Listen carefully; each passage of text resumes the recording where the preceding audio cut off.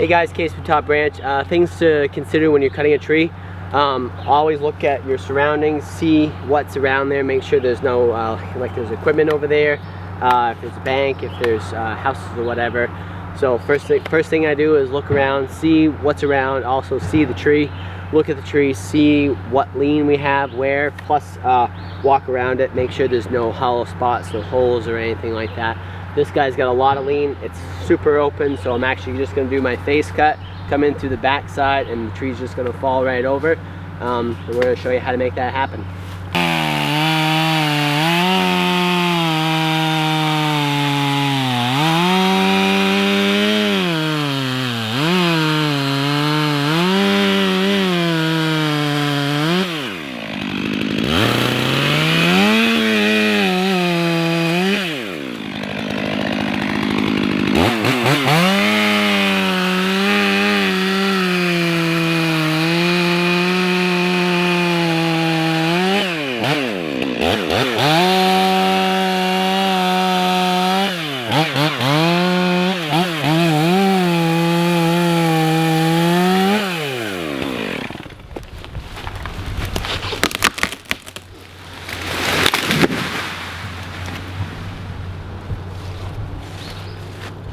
Always clear your landing spot. This guy's pretty straight up and down. I'm gonna put a wedge in it just to make my life a little easier.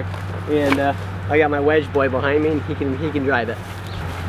When you're doing your face cut, make sure your face cut is the bottom of it is perpendicular to the axis of the tree.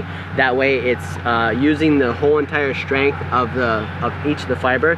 As soon as it's tipped one way or the other way in relationship to the axis of the tree, there's shear forces and it causes the tree to be able to rip much easier. Sometimes you're going to do that in different scenarios, but most of the time have them always perpendicular to the tree. That way the fibers are strong and they work for you, not against you. Now we're going to show you how to do that.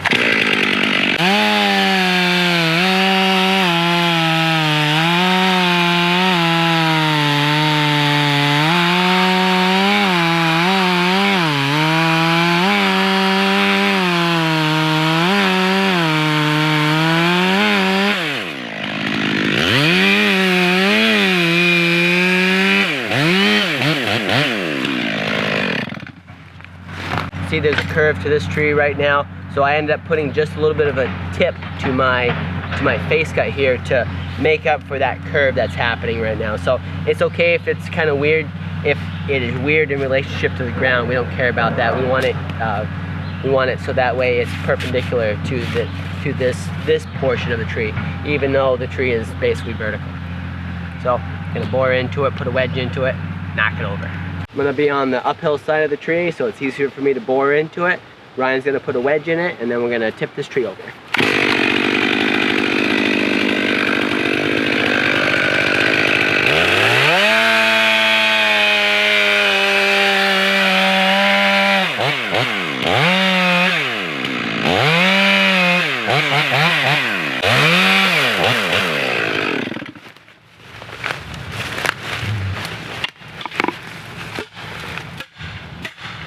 Yep.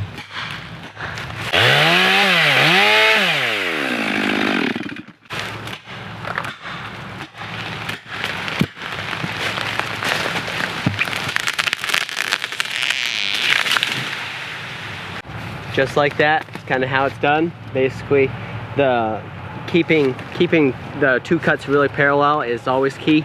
There can be some slight variance in the back cut as well, but just if you don't do too drastic or anything like that, if you cut above or below, there's going to be different scenarios where you're going to do each of those, so that way the tree will be either on one side of the stump or the other side, but we'll talk about that in the next video.